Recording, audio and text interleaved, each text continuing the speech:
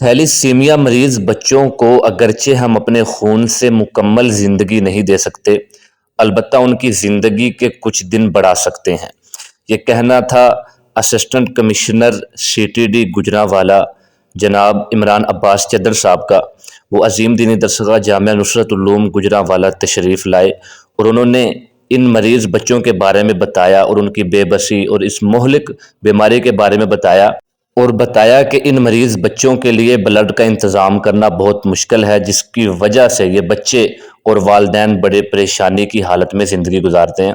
انہوں نے اپیل کی جامعہ کے طلباء سے تو محتمم صاحب اور دیگر اساتذہ کی اجازت سے الحمدللہ مجھ سمیت طلباء نے بھرپور اس بلڈ کیمپ میں شرکت کی اور خون عطیہ کیا۔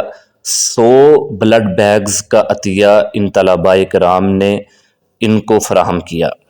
دعا ہے کہ اللہ رب العزت تمام مریضوں کو صحت کاملہ عاجلہ عطا فرمائے۔